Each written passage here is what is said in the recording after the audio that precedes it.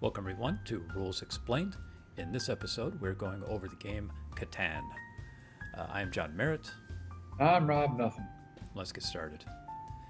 We're starting with, we decided to do Catan. This is a, Rob, why don't you talk about Catan and what it is? Well, Catan is a resource management game in which the players aren't directly competing against one another. They are, however, directly, I should say, they're not competing directly against one another. They are simply trying to build a series of settlements, hence the original title, Settlers of Catan. And they are trying to make their settlements, their colony, if you wish, the most successful on this fictional island. The methods by which you do this vary depending on your strategies, but they generally start by establishing some settlements, building roads between those settlements, and then watching them grow as you collect resources and use those resources to, build and expand and create. So the game is very unchanged since its inception back in 1995-ish, That was a while and ago. it's going on 25, 26 years, whatever. This is Wow. 2021, right? Yeah. So yeah, it's 26 years old, and unlike just about any other game you can probably talk about in the modern game world, it has remained unchanged, which is why I like to compare Catan in probably a very controversial way to Monopoly. Mm-hmm. Monopoly is a very basic form of resource management in the sense that your money that you collect is your resources. But there are several similar elements in the gameplay as far as there's some randomness to it, but you got to do some resource management. There's a lot of wheeling and dealing that goes on, what some people call horse trading, as you go back and forth trying to build up your monopoly. And much like Monopoly, the game has not changed just in any major way since its first creation. Now, yes, Catan, unlike Monopoly, has a variety of different expansions. I know there are versions of Monopoly, just like there's versions of Catan, which we'll discuss later on. But as far as, you can't really expand the board of Monopoly to add additional properties, or you can't go ahead and add, an eight-player variation, as far as I know. There are certain restrictions to just playing that board. Yeah, it's a But fixed board. Catan, pardon? It's a fixed board. I mean, Yes, it's not changing. that is correct.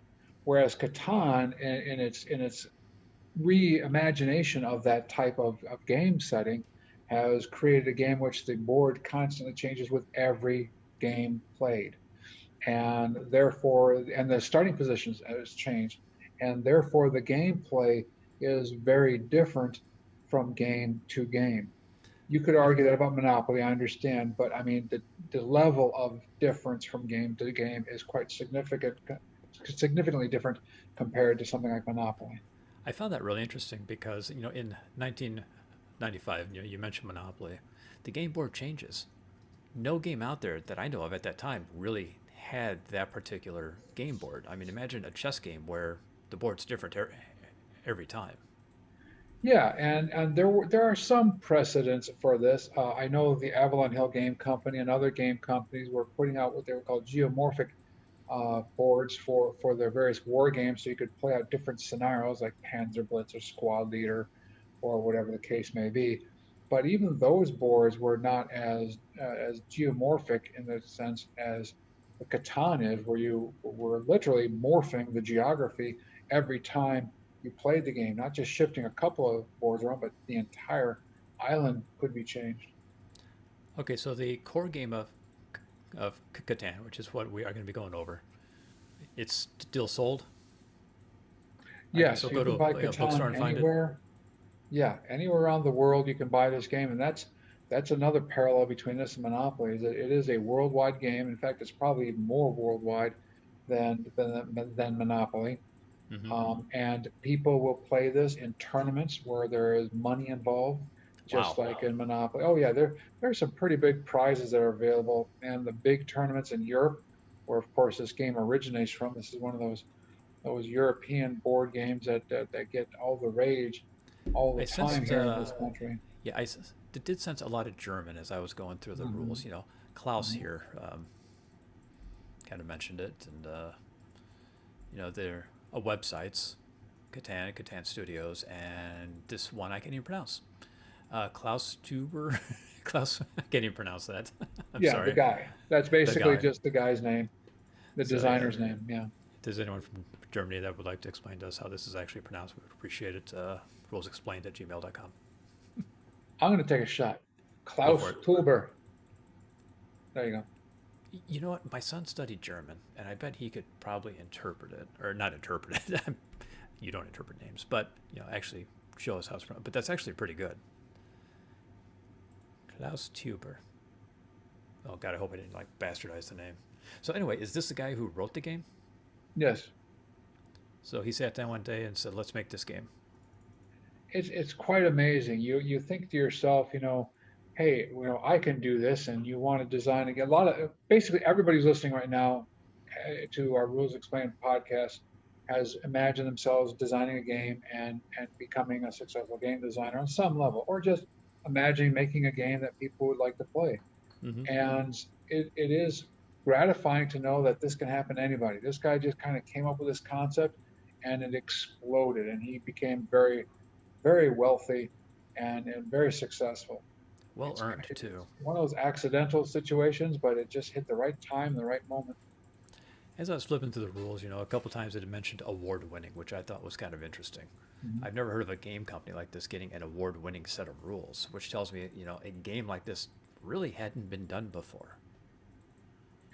Well, there are several different conventions, as you know, that specialize in gaming, board gaming, tabletop gaming, and so on and so forth. Oh yeah. And at a lot of these conventions, they give out awards for game design. And Hmm. there's even a game there's a game manufacturers association, GAMA, which will also do the same thing.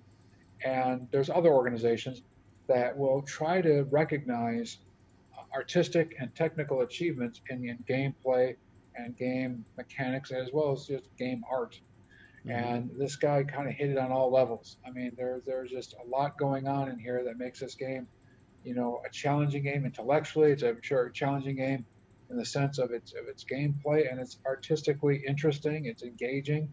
So Mm-hmm. there's a lot going on that makes this game very award winning on multiple levels in multiple different arenas. It's educational. You go ahead and have to go and talk about resource management Oh without getting yes. into too much number crunching. It allows for children to go ahead and try to, you know, create a balance. Try to go ahead and know how to spend. Mm-hmm. So in the game rules, it starts off that says, "Dear settlers, to make it easy as possible for you to start playing Catan, we use an award-winning rules system which consists of three parts. First, if you do not know how to play Catan, please read the game overview on page 16." So the first thing it tells us to do is go to the very last page of the rulebook. Yeah, why don't you flip back there real quick and Sure. this is the elegance of this game. And I will use the word elegance over and over again because there's just not much that can be said bad about this game.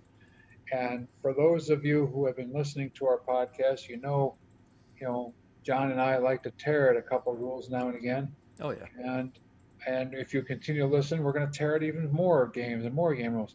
Oh I don't yes. think there's one complaint I have about this game, and I'll try to come up with one if that's what people want me to do.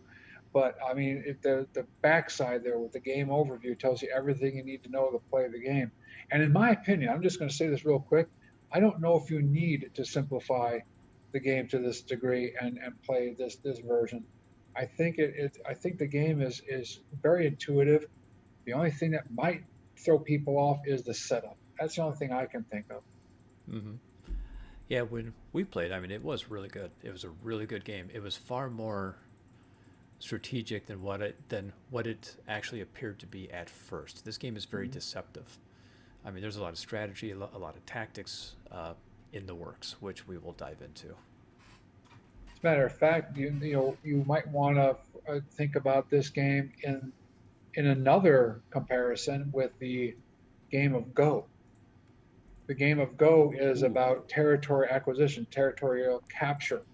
that You game. don't move pieces, you place pieces, and then those pieces are static for the most part for the entire game, and you win by controlling essentially territory in the game of Go.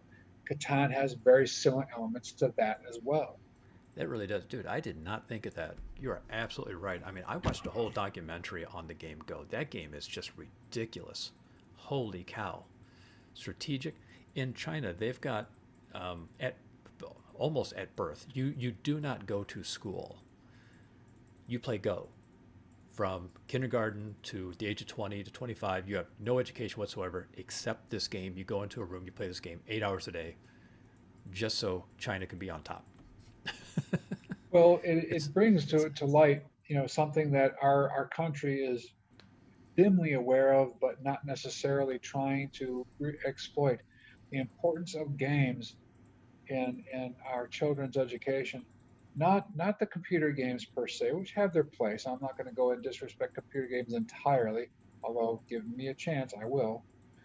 But suffice to say, if you think about games like chess, if you think about games like Monopoly and other games of that nature, even checkers, there are so many different games out there, including some of the old games like Fox and Hound. I mean, we're going way back to the very origins of board gaming. Um, these are games that force children to think and think mathematically, think logically, oh yes. sometimes think creatively. And I don't believe that we do that enough with our children. And it sounds like the documentary you watched was very good in suggesting that one of the reasons why some children someplace in the world are maybe excelling is because of that additional element of their education, not just math and science, but play. Oh no, that these kids had zero education. Their whole goal was to get good at Go, to play at the master level so that they could beat Korea and Japan, and so that way China could say we're the best. They had Wouldn't zero doubt it. education. Yeah, it was actually pretty awful. But to get back to the game Go, that is a very elegant, simplistic game that is just wow. That is one game we should really dive into at a future show because the strategy in that is just mind blowing, and it's a very very simple game. But actually, chess right now is making a huge comeback, That's correct. pardon based because of artificial intelligence. We've created programs that can beat chess masters, Mhm. and so it is. So we've gone back, and people are like, okay, maybe we need to redo our strategies. So they're redoing opening strategies, and it's Yeah, just and making a huge comeback right now. as a former chess coach in a high school team, I can attest to kind of the slightly static moment that chess found itself in until the advent of the AI, where Mm-hmm. there was just a certain series of openings that were considered to be your standard repertoire, as it were. So I'm kind of glad to see and hear stories. I haven't been in chess for a couple of years, few years now. But I'm Mm-hmm. hearing stories that there's some innovation going on. But Oh, even it's then, huge I right mean, now. I don't know if anybody's seen the statistics, but they say that the first 8 or 9 openings of chess, the way you can move the pieces, are quite literally in the millions of or billions of combinations of possible moves. But yeah, there are fascinating games out there that could go ahead and aid our children in their ability to go ahead and think rather than just memorize. And I think we need to go ahead and start examining gaming as a way to reach our kids. And I've been experimenting with it a few years, and as an educator, I've been trying to go ahead and look at options to get my students engaged. And I think it has some validity. So, in the rules, the first thing it says is go to the last page, which gives you a summary. Um, the rules of this game are actually on pages 2 through 6, and in this book, pages that have a red border are rules. Games that don't are considered what was that the almanac, which is page 6 through 15. So 2 through 6 is rules, 6 through 15, which might be a typo. Maybe they mean 7 through 15 is considered the almanac, which we'll dive into a little bit. So when you go to your local game store, you pick this game up, you open up the box, you will find the rule book. You'll find 19 hexes, 6e, 9 harbor, 18 circular number tokens, 95 resource cards, uh, bearing the symbol brick, grain, lumber, ore, and wood. And we will dive into those a little bit later. 25 development cards. Again, we'll dive into those later. 6 progress cards and 5 victory point cards. See, the other important ones are the 16 cities, 20 settlements, 60 roads. These are finite values. That's one thing I learned is you will only get so many pieces for the game, and that's it. For constructing the island, so the game is played on an island, which is the interesting thing I found is that you create the frame. Now, do you randomly put the pieces out there, or do each of them go in a specific order? The most ideal game is you take the tiles and you randomly place them to create the island, which means you'll have a different placement every time you play the game, a different island every time you play it. That's cool.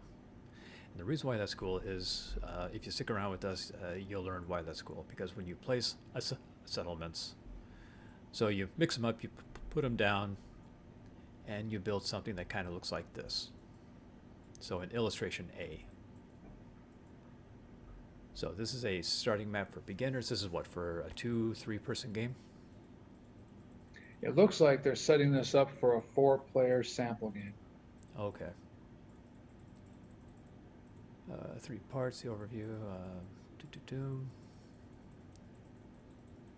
So it looks like, okay, so what are the tiles and what do they do? Well, there are a variety of different tiles that produce resources, and there's one tile that produces no resources at all. There's the desert. The desert is the initial location of the robber. Okay. A piece that we'll describe at another point. But that's the only piece that does anything really directly damaging to anyone. The tiles that are of most interest to the players are the various terrain, the various types of geography in which you would find the resources you're going to need to expand upon your settlements and go and dominate that island, as we said earlier. We have hills, which the book says produce brick. I remember back in the day when we first started playing this game, we never called it brick, we called it clay. Uh-huh. But I guess they call it brick because it makes it a little bit more general so you can use brick for a variety of different things, because clay, I guess, doesn't sound as important enough to be able to be used in various construction projects or whatever the case may be. Okay, I get it. I'm still going to call it clay until I can't play the game any longer. So it used to be clay. It's now called bricks. Brick, right. Then Right, you have and then- forest. Forest produces lumber. Again, we call it wood, which leads to some interesting conversations when you're trying to trade. Yeah. You have mountain, which produces ore, which is again a generic conceit for any type of rock, stone, metal. But back in the day, we just called it simply stone. And then we got all Bob Dylan on everybody. Guess everybody must be. Exactly. Everybody must. Then we have fields, which produce grain. We called it wheat. And then I always made an obscure reference every time I played this game. I used to say wheat, fields of wheat. And nobody ever got it unless you happen to go ahead and be a Woody Allen fan. And if you are, and if you can answer the movie that I just quoted, and I gave you the biggest hint I possibly can, we'll go ahead and send you a shout out saying that, hey, you guessed the movie quote that I went ahead and created, that Rob Nothing threw at you. RoseExplained@gmail.com. Yes, thank you. And then you have the plains or the pasture, which produces wool. We said sheep.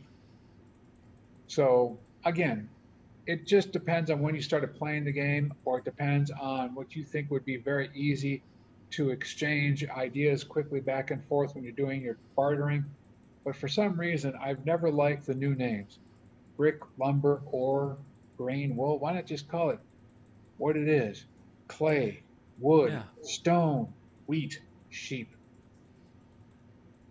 I wonder if they changed the wording of it because of the language. Oh, yeah.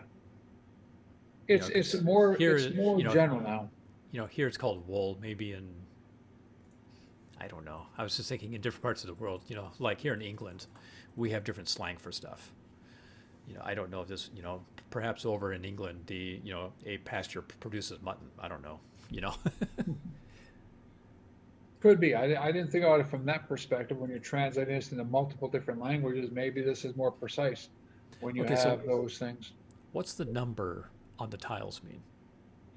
The number on the tiles, those are actually circular discs that are separate from the tiles. Once you place your tiles, then in a prescribed order, you distribute those numbered discs. So okay, Those so numbered, those are not random then. those are not supposed to be random, no. Okay. What you do is you put them down so that way you create a very even distribution for the almost random resource production. I say Okay. almost random because, as you can see, there is this element of chance, yes, with 2d6, but there is a certain chance that certain numbers will come up more than others. The numbers in red indicate the hot spots, the numbers that will probably come up more often than any other number, All right. which, by the way, in every Catan game I've played, doesn't happen. That's just an editorial comment on my part. I've played this game a lot, and it just seems like fives and nines come up all the time, but that's just me. Um, and then, if you really look carefully enough, the numbers actually have dots underneath them to further aid in your strategic planning, as you said earlier. Okay, yeah, there you go.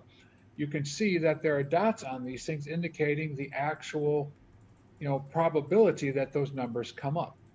Okay, I'm Uh-huh. finding it very interesting that this game has gone to such level of research to go ahead and make sure you understood that yes, there's randomness to it, but if you think properly and if you plan strategically, you can minimize that randomness. You can go ahead and be a little bit more sure of what's going to happen. Like, for example, in the game you and I played, for a Mm-hmm. while, your numbers are coming up all the time. And then suddenly it shifted in the other direction. It did. So it wasn't exactly random, but it gave us that sense of somewhat, variable distribution. Yeah, and I also found it interesting that on this rule page they have odds for dice rolling. They give you the Mm-hmm. probability of this number coming up. So yeah, where you place your settlements, you probably would like to place them in a place of high probability. Yes.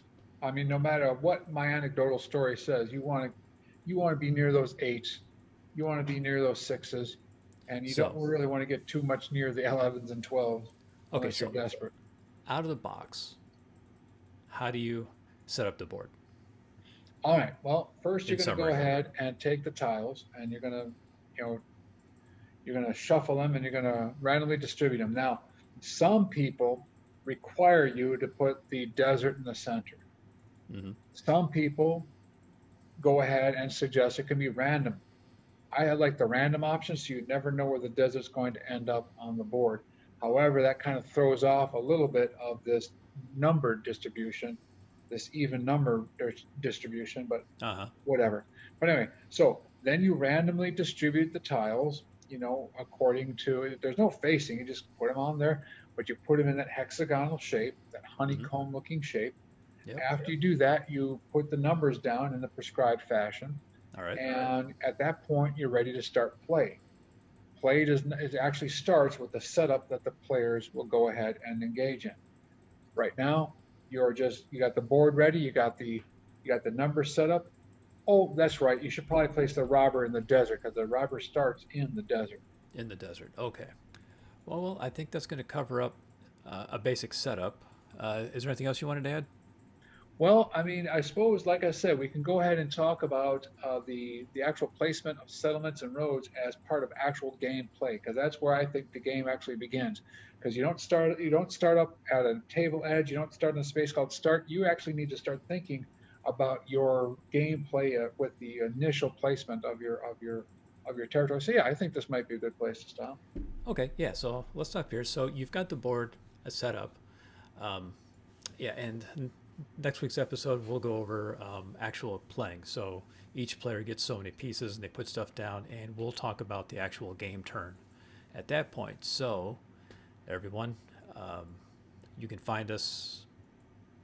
Oh gosh, whoop, I screwed up. You know what? I will have to edit that out a little bit. Anyway, we'd like to thank you for listening. We'd like to thank Ethan Peebles for the music. You can find us on iTunes, Spotify, YouTube. There will be links in a show note. We did add in a subreddit, so you can find us on reddit.com/rules explained. You can find us on YouTube.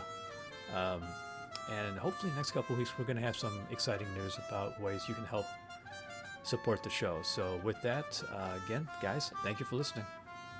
Adios.